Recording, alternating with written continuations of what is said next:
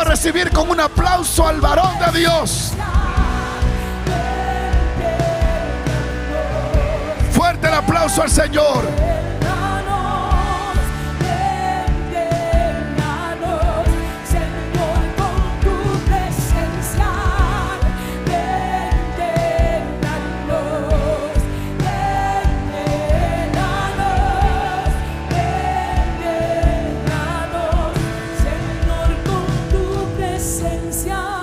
Señor, gracias esta mañana.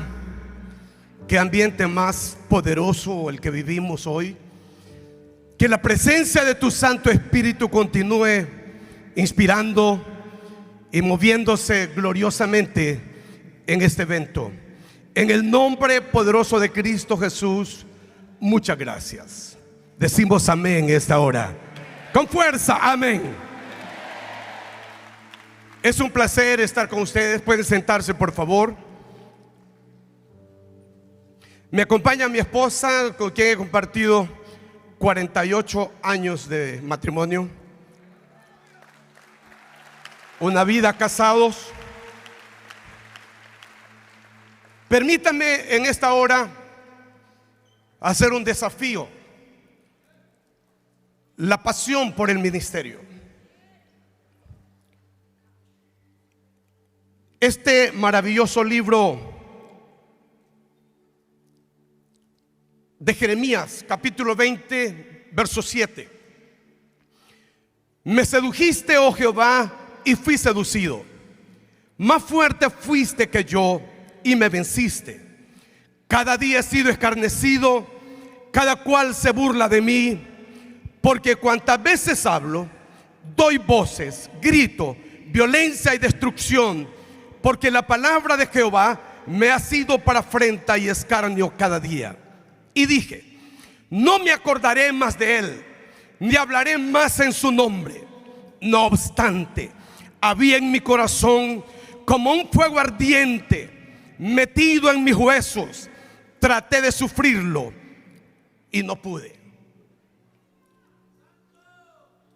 La pasión se relaciona con todo aquel sentimiento que profundamente genera un tipo de impacto en el corazón del creyente. La pasión es un fuego introducido hasta los huesos de una persona que tiene una relación íntima y personal con Cristo y con su Santo Espíritu. Y es la base fundamental para un avivamiento personal como para un avivamiento congregacional. Sin pasión, sencillamente estamos jugando a la religión. La pasión es vida. Hace referencia a la necesidad de hacer algo porque existe una fuerza interna que mueve al creyente a hacerlo, sobre todo si ese creyente está relacionado con una vocación. La vocación es una llamada, pero también una inspiración de una persona siente y que procede de parte de Dios para llevar una forma de vida, especialmente de carácter espiritual. Jeremías, como profeta extraordinario de Dios, tiene un momento crítico en su vida. Es un proceso. Los procesos nos cambian la vida, nos vuelven sencillos y humildes. Un punto clave en la vida de un hombre de Dios es la humildad y la sencillez.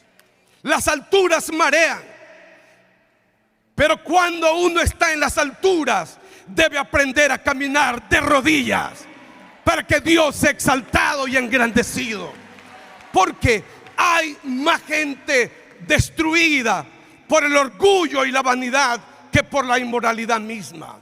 Por eso es fundamental que entendamos el valor de ser sencillo. Jeremías lo era, pero un profeta potente, un hombre bendito de Dios, pregonando abiertamente la palabra que recibía de Dios.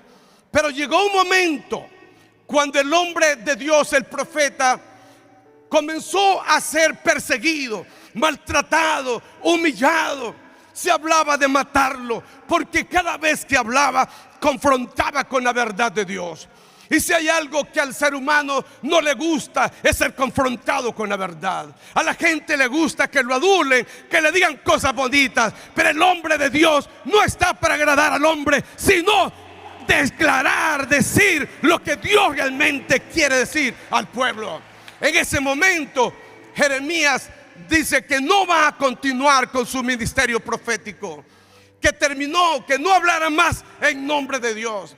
Pero hay algo que le imposibilita continuar con ese sentimiento. Él declara diciendo: no obstante, había dentro de mí como un fuego ardiente metido en mis huesos. Traté de sufrirlo y no pude. Es el fuego que transforma la vida del hombre. Es la pasión que transforma la vida del creyente, del pastor, del apóstol, del profeta. No importa el ministerio con que esté sirviendo al Señor.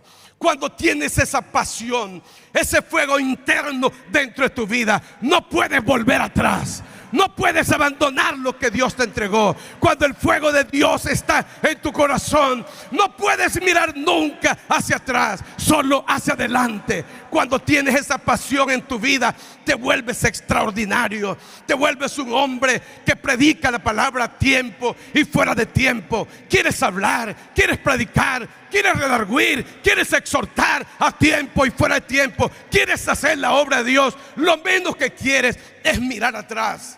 La pasión nos transforma. Transforma el ambiente familiar, transforma el ambiente del ministerio. Un hombre apasionado apasiona a los demás. Sin pasión nosotros estamos prácticamente muriendo. Es importante que esa pasión nace en el altar de Dios. Y junto a esa pasión también nace el amor por las almas. El amor por las almas que debe estar siendo parte de la vida de un creyente. Consideremos esta oportunidad, la pasión que tenía el apóstol Pablo. Pedro tenía una pasión por los judíos, pero Pablo fue llamado a los gentiles.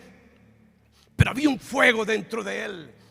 El Espíritu Santo estaba fuerte en la vida de este hombre de Dios. En 1 Corintios 9:16 declara: pues si anuncio el evangelio, no tengo por qué gloriarme, porque me es impuesta necesidad. Y ay de mí si no anunciar este evangelio. Es que cuando esa pasión está en tu vida, cuando ese fuego ardiente está introducido en tus huesos, quieres hablar, quieres predicar, quieres hacer la obra de Dios, quieres servir al Señor Jesucristo. Puedes hacerlo de una forma gloriosa, sublime. Cuando ese fuego ardiente está en tu vida, cambia tu ministerio. Un ministerio con fuego ardiente será un ministerio influyente, poderoso, de crecimiento, de multiplicación, de avance, de expansión. Es el ministerio, como la palabra que declaraba el apóstol hace un momento. Se ensancha a la izquierda, se ensancha a la derecha, se ensancha hacia el frente. Cuando esa pasión está dentro de ti, te transforma. Yo estoy cumpliendo 70 años de vida, pero cada vez esa pasión es más fuerte. He cumplido 50 años de ministerio, pero cada vez esa pasión es más fuerte. Quiero hablar de Jesús. Quiero pregonar la gloria de Dios a las naciones del mundo. Quiero hacerlo. Ay de mí, como dijo Pablo, si no anuncio este evangelio. En Hechos 21:11, alguien tomó el cinto de Pablo y un profeta le declara: el hombre de quién es este cinto, lo entregarán en Jerusalén en las manos de los gentiles. Al oír esto, el pueblo le rogó que no fuera a aquel lugar, que no subiese a Jerusalén. Pero Pablo responde: ¿qué hacéis llorando y quebrantándome el corazón? Porque estoy dispuesto no solo a ser atado, mas aún a morir en Jerusalén por el nombre del Señor. Cuando tienes una pasión, no te importa lo que vives, no te importa el sufrimiento. Mi esposa fue secuestrada en mi país. Nosotros fuimos asaltados por 7 hombres armados en nuestra casa, que llegaron a matarme porque habíamos ganado al líder delincuente de una banda. pero no pudieron matarme. Dios estaba conmigo. El ángel de Jehová estaba de mi lado. Aleluya. Pero luego venía de la capital de una cruzada, de un evento importante. Me asaltaron en la carretera. Eran las 11 de la noche. Me introdujeron en un lugar de siembra de caña de azúcar. Y me introdujeron como 2 kilómetros al frente. Me robaron el vehículo. Me desnudaron. Me golpearon, me rompieron la cabeza por el lado derecho y por el lado izquierdo. Yo solo sentía que la sangre corría y caliente por todo mi cuerpo hasta mis pies. Me recogieron a la 1 de la madrugada. A las 9 de la mañana yo estaba en el primer servicio del día domingo. Tenía una venda en mi cabeza. Y le dije: diablo, me la vas a pagar, no me vas a atemorizar. Hoy más que nunca te voy a ganar las almas que no te he ganado en mucho tiempo. Hoy más que nunca voy a anunciar el evangelio. No vas a atemorizarme. Me puedes matar y solo muerto voy a callar, pero mientras viva anunciaré el nombre de Cristo Jesús el Señor. Cuando llevas esa pasión, no temes al diablo, no temes al infierno, porque crees lo que Dios ha dicho: las puertas del infierno no prevalecerán contra la iglesia de Cristo Jesús el Señor. Se vuelve glorioso, sublime, creer en la grandeza y poder de nuestro Dios. Esa pasión nos motiva, nos alienta a lograr lo que queremos, lo que anhelamos, lo que soñamos, lo que tenemos por visión. Se lucha por lograr el objetivo que nos mueve. Asimismo, Cristo tuvo una pasión por nosotros, hasta morir en la cruz del Calvario por amor a nosotros. Menospreció la cruz, menospreció lo propio, menospreció todo el daño y el dolor que sufrió por amor a nuestra vida. Había un fuego en Él por salvar la humanidad, por darnos vida eterna, por romper las cadenas del pecado que nos impedían tener comunión maravillosa con Dios. Es que la pasión determina lo que realmente nosotros haremos como iglesia.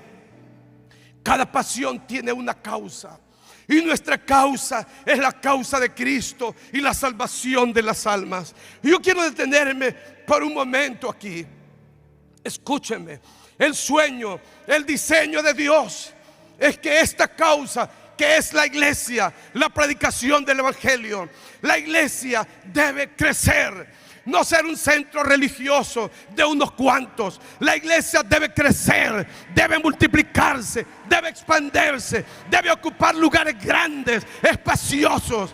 Por eso ensancha el sitio de tu tienda. La palabra que fue dada hace un momento no es una casualidad. Ensancha el sitio de tu tienda y refuerza tus estacas, porque vas a crecer a la izquierda, a la derecha, por la presencia de Dios, por el fuego del Espíritu, por la pasión que está en tu corazón. La iglesia debe ser un lugar de crecimiento y de multiplicación. Hace 1992 yo tenía 500 personas. Fui un banquero para Lloyds Bank, un banco inglés. Fui formado profesionalmente ahí. Trabajé 12 años y 12 años pastoreaba por la noche. Pero hubo un día que me retiré por dedicarme al ministerio. Pero yo vi que la iglesia no creció. Caminaba con los 500. Era de las iglesias más fuertes de la ciudad entonces. Pero pasó algo dentro de mí. Sentí un deseo, una necesidad de buscar a Dios. Y llegué 3 días y 3 noches a llorar, a suplicarle. Y le dije: Dios, si pastorear 500 personas es mi destino, no lo quiero. Cuando yo era un niño, mi madre me sentaba en sus piernas para enseñarme la palabra. Ella y mi padre fueron pastores. Y me declaró proféticamente: serás un pastor de multitudes, negrito. Y no voy a morir hasta verte predicar a multitudes. Porque el trabajo más digno de una madre es formar el corazón de sus hijos, es profetizar sobre sus hijos, dejar de ver Netflix, dejar de estar en las redes sociales y cultivar a sus hijos, formar sus generaciones, bendecir a aquellos que Dios le ha dado para cuidar y proteger. Pero en 1992 Dios me dio la visión de la iglesia y me dio la visión de tomar la nación haciendo cruzadas en los diferentes estadios de mi país. He podido celebrar cruzadas, las más grandes de la historia de mi país, por 36 años siendo pastor de la cosecha. Pero en 1993 comenzó la iglesia a crecer. Ese año llegamos a tener 6 servicios de 500 y 600 personas. Y cuando ya no era oportunidad de seguir haciendo servicio por la noche, el día domingo, le dije: Dios, ayúdame, necesito salir de aquí, las paredes me asfixian. Una iglesia puede estar toda una vida en un lugar pequeño. Tienes que salir de ese lugar. Tienes que buscar un lugar grande donde puedas crecer, donde puedas extenderte, un lugar donde puedas soñar con Dios. Pasó algo entonces. Saqué la calle a la gente 1,5 cuadras hacia abajo. Pero en la cosecha usamos trompetas y todo lo que respira alabe a Jehová. Entonces pasó, los vecinos no nos soportaron y le dije: Dios, dame un territorio. Y me dijo: vete al este de la ciudad. Y compramos un lugar para 30 acres. Allí establecimos una carpa para 5,000 personas. Teníamos que urbanizar. Había ahí guerra de las maras, de las pandillas. Pero también había millones de zancudos que volaban hasta de exportación. Pero ahí nos establecimos. La primera reunión a las 4 de la tarde teníamos 5,000 personas. No cabía la gente en la carpa. Y abrimos una segunda, estaba más lleno aún la gente hasta afuera. El crecimiento se dio porque Dios llega hasta donde tu fe te alcanza. Si tú crees, al que cree, todo le es posible. Tienes que creer en el crecimiento, pero tienes que apasionarte. No tienes que ser conformista. Lo peor que le puede pasar a un hombre de Dios es ser conformista, es quedarse con un grupo pequeño de personas. Tú fuiste llamado para hacer cosas grandes. Como dijo Salomón: haré una casa grande, porque Jehová de los ejércitos es grande. Y porque Jehová de los ejércitos es grande, tu iglesia debe ser fuerte, tu iglesia debe ser grande. En el nombre de Cristo, levántate y cree que el que cree, todo le es posible. No te he dicho que si crees verás la gloria de Dios. El dinero no es problema nunca. Cuando tienes visión, Dios te da la gente que necesitas. Cuando tienes visión, Dios te da los recursos que te necesitas. No importa de dónde vengan, Dios proveerá todo lo que tú necesitas. Pero tienes que apasionarte, tienes que creer, tienes que mirar al horizonte, tienes que mirar, como dijo David: alzaré mis ojos a los montes. Mis ojos a los montes. Necesitamos mirar más allá de lo que hemos mirado. Si la iglesia no salva almas, no crece. Y si no crece, se estanca y luego tiende a morir. La iglesia tiene que mantenerse creciendo, salvando almas, bautizando las almas salvadas, igualmente discipulando las almas salvadas. Porque si no formamos y no tenemos un discipulado sistemático, lo que tendremos es una guardería infantil y chismosos que andaremos buscando y que nunca encontraremos. Necesitamos formar, levantar una generación de gente que tenga palabra en el corazón, que tenga fundamentos, que ame a Dios con todo el corazón, con toda el alma, con todas las fuerzas y con toda la mente. Pero gente que también lleve las marcas de Cristo, la pasión en el corazón.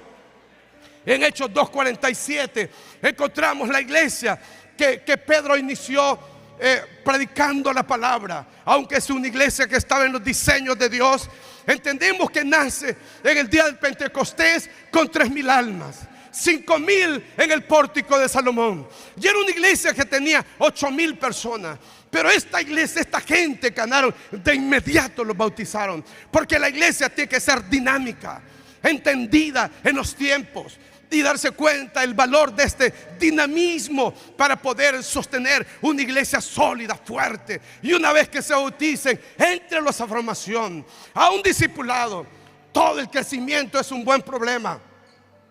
Tienes que trabajar, pero ese es el punto mayor. El trabajo es una bendición. En Hechos 2:47 dice: y el Señor añadía cada día a la iglesia los que habían de ser salvos. No vinieron ángeles del cielo a salvar la gente. Fueron los mismos cristianos, a través de su excelente testimonio, de su amor, de su comunión, de su coinonía, del impacto que provocaron en la sociedad, anunciando el evangelio, predicando la palabra. Todos los días se convertía la gente a los pies de Cristo. Tiene que ver mucho con una iglesia que está entendiendo el llamado de Dios, que entiende para qué fue establecida. No hay cosa más importante en el mundo que la salvación de las almas. Podemos tener institutos bíblicos, universidades, gente con la cabeza llena de teología, pero si no tenemos pasión, la iglesia nunca entenderá el diseño verdadero de Dios. Necesitamos un despertamiento, pero más una pasión, un fuego adentro, ese fuego que nos queme. Nuestra causa principal, igual que la de Cristo, es la salvación de las almas. Si transmitimos esta pasión, la gente que ministramos también se apasionará, Todo tiene que comenzar con la vida del hombre de Dios. En Gálatas 4:19 dice Pablo: hijitos míos, por quienes vuelvo a sufrir dolores de parto hasta que Cristo sea formado en vosotros. ¡Qué maravilla! ¡Qué maravilla! El hombre que lloraba, que sufría dolores por engendrar a multitudes, por salvar a los gentiles. El hombre que soñaba con este trabajo. Tiene que ser así. Hay noches que yo me despierto y estoy llorando. ¿Por qué estoy llorando? Porque estoy predicándole a multitudes en los estadios. Porque cuando llevas un fuego adentro, ese fuego te mantiene vivo, te mantiene dinámico, te rejuvenece. Ese fuego te alienta, te fortalece, te imparte vida. Ese fuego te mueve a cosas grandes. No puedes parar. Dígalo conmigo: no puedo parar. Mueva sus manos así. Dígalo: no puedo parar. Cuando tengo ese fuego, quiero predicar, quiero anunciar a Cristo, quiero moverme en el poder de Dios, quiero hacer lo que Dios me llamó a hacer. Solo un apasionado como era el apóstol Pablo estaba dispuesto al sacrificio por la pasión que lo movía. No le importaba si tenía que sufrir o no. Es que sin pasión jamás estás dispuesto a luchar, a sacrificarte por la causa a la que hemos sido llamados. Si no, veamos a los héroes de la fe. Hebreos 11:32 en adelante dice: ¿y qué más digo? Porque tiempo me faltaría contando de Gedeón, de Barak, de Sansón, de Jefté, de David, así como de Samuel y de los profetas que por fe conquistaron reinos, hicieron justicia, alcanzaron promesas, taparon bocas de leones, apagaron fuegos impetuosos, evitaron filo de espada, sacaron fuerzas de debilidad, se hicieron fuertes en batallas, pusieron en fuga ejércitos extranjeros. Mediante la resurrección, las mujeres recibieron sus muertos mediante la resurrección, mas otros fueron atormentados, no aceptando el rescate a fin de obtener mejor resurrección. Otros experimentaron vituperios y azotes, y más de esto, prisiones y cárceles. Fueron apedreados, aserrados, puestos a prueba, muertos a filo de espada. Anduvieron de acá para allá, cubiertos de pieles de ovejas y de cabras, pobres y angustiados, maltratados, de los cuales el mundo no era digno, errando por los desiertos, por los montes, por las cuevas, por las cavernas de la tierra. Y todos estos, aunque alcanzaron buen testimonio mediante la fe, no recibieron lo prometido, proveyendo Dios alguna cosa mejor para nosotros, para que no fuesen ellos perfeccionados aparte de nosotros. ¡Qué pasión! No les importó morir, ser sacrificados, aserrados, apedreados. Están dispuestos a morir como los primeros cristianos. La historia de la iglesia cuenta que eran lanzados a las fieras romanas, pero nunca llegaron llorando y quejándose. iban con una sonrisa a enfrentar la misma muerte, porque sabía que les esperaba a Jesús con los brazos abiertos. Cuando tienes pasión, no te importan las condiciones, las circunstancias. Me deja un hombre, te voy a matar, pero mientras no me mates, seguiré anunciando el nombre de Cristo Jesús. Pablo sirvió a Dios en medio de las adversidades. Los procesos nos cambian la vida, nos maduran, nos transforman, nos vuelven en gente bendita de parte de Dios. En 1 Corintios 11:23 dice: estuve en azotes sin número.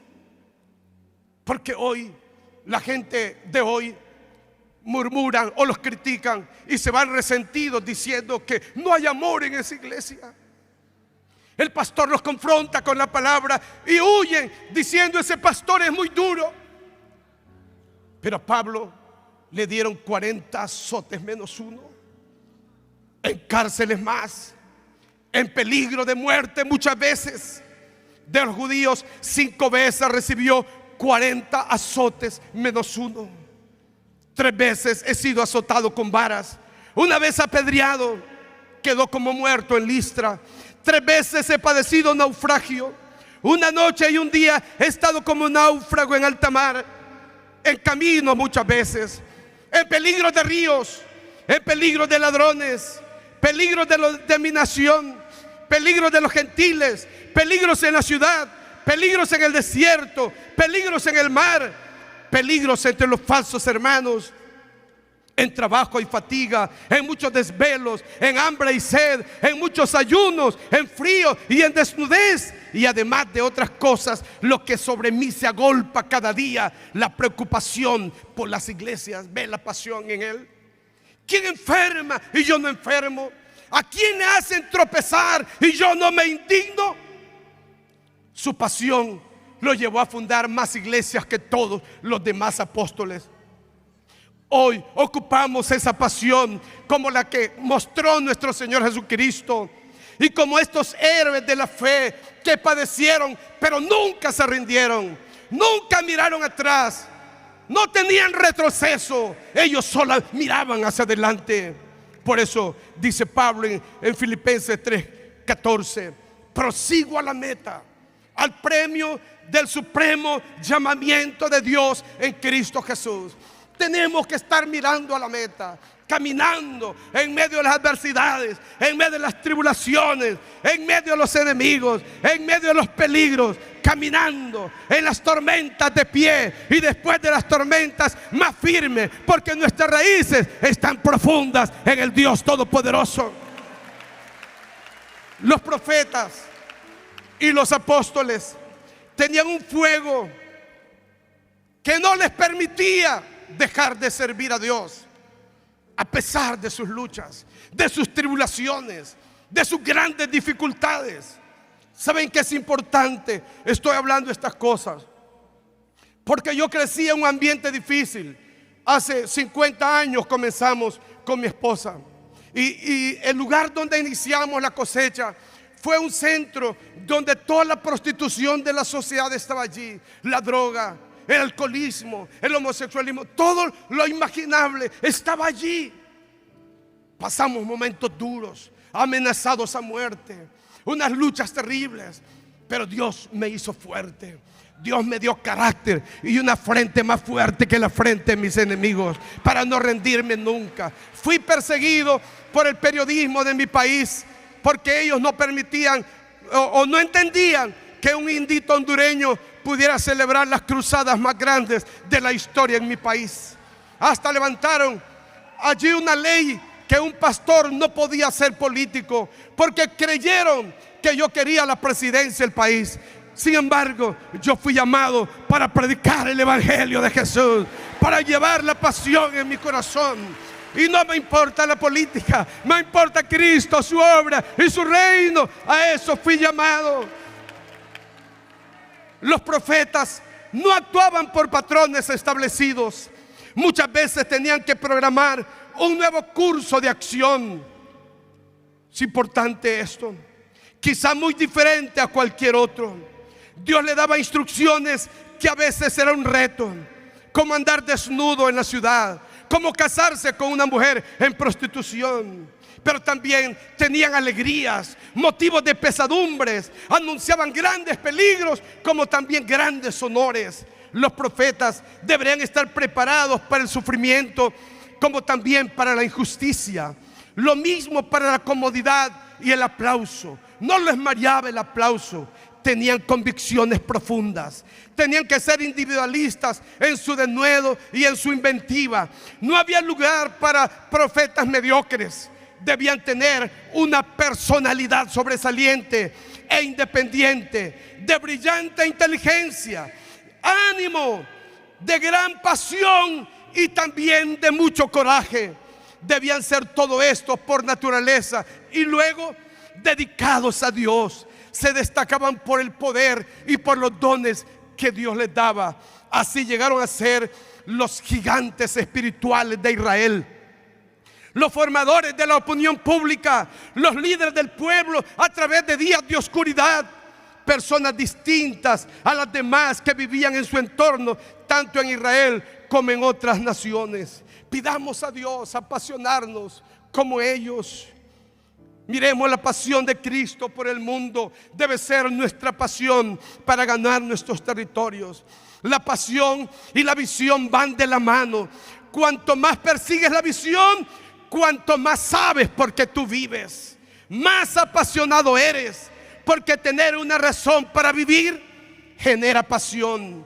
La pasión energiza la vida, es el combustible para el ministerio, hace posible lo imposible. Si no tienes pasión en la vida, tu ministerio se vuelve aburrido, tu ministerio se vuelve insípido, rutinario, monótono. Por ello tienes que volver atrás y no querer continuar. Si no tienes pasión en la vida, no estás vivo, apenas estás sobreviviendo. Dios nos creó para vivir una vida apasionada y servirlo a Él, a su gente, con vigor, con determinación, con entrega, con vitalidad, con energía, con entusiasmo. Dios desea que incorporemos todo esto a nuestra vida. Decía un escritor: pasión es despertar por la mañana donde sea que estés y saltar de la cama porque sabes que te espera algo que amas hacer. Crees en ello y lo haces bien. Algo más grande que tú y que tú ansías hacer. Algo que prefieres hacer más que ninguna otra cosa. No lo dejarás por dinero, porque es más importante que todo el dinero del mundo. Charles Spurgeon, ese hombre extraordinario del pasado, dijo: detener a los pastores es tan posible como detener las estrellas del cielo. ¿Quién callará sus labios? ¿No es su voz como un fuego interno? ¿Debo dejar de hablar cuando Dios me pide que lo haga y que lo siga haciendo? Y cuando un ser habla con inspiración divina, sentirá un gozo sagrado que se asemeja al cielo. Y cuando termina, lo quiere volver a hacer. Lo quiere volver a hacer. Por eso Pablo le dijo a Timoteo: aviva el fuego del don de Dios que está en ti. Aviva el fuego. Atiza el fuego. Vamos. Te llama Dios, te dice: atiza el fuego, atiza el fuego. Qué tan importante es para nuestra vida atizar el fuego de Dios. Los dones no son inspirados de por sí. Necesitamos el fuego de Dios, la vida íntima, la comunión con Dios, el estudio de la palabra, la vida de oración, el tiempo de ayuno. En los años 90, escuche esto, en los años 90, Dios levantó una generación de líderes en América Latina. Comenzó el florecimiento de los líderes apostólicos. Yo fui apedreado en mi país porque me reconocieron como apóstol. Yo ni lo quería, porque lo importante no es el nombramiento, sino los dones apostólicos que fluyen en nuestra vida, las características apostólicas. Pero en los años 90 comenzaron los apóstoles a surgir, el ensanchamiento, el crecimiento de las iglesias en América Latina, las mega iglesias como la del apóstol Cañas en Colombia, a quien yo admiro mucho, como la de muchos apóstoles en América Latina. Pero hoy estamos mayores y ahora estamos pensando en la generación de relevo. Estamos buscando los relevos, aquellos que quieran tomar la antorcha para seguir corriendo la carrera que nosotros iniciamos.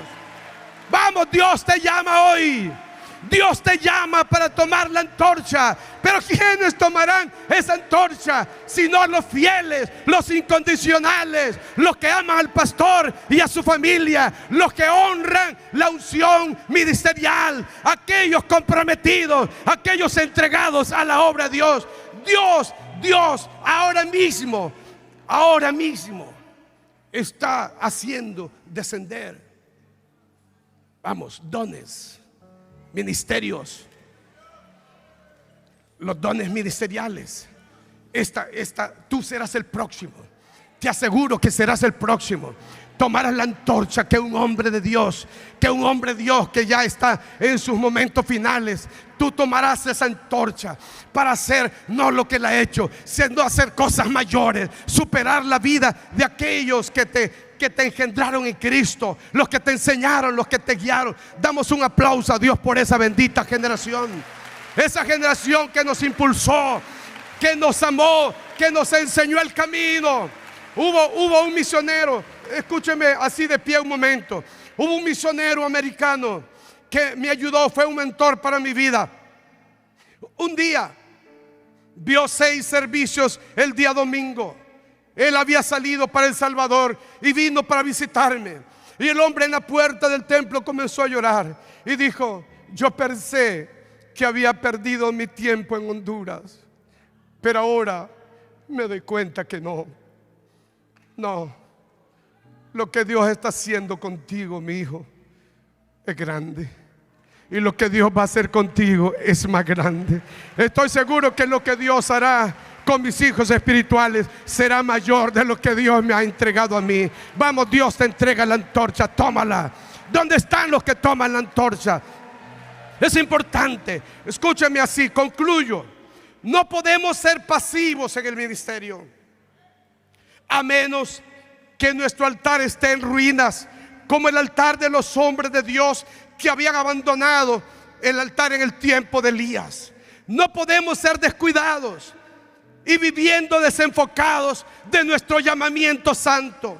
Es un momento de cambio, de enchufarnos en el propósito de Dios, permitiendo que el fuego ardiente del Espíritu Santo se introduzca en nuestro corazón y nos apasione y nos cambie la vida.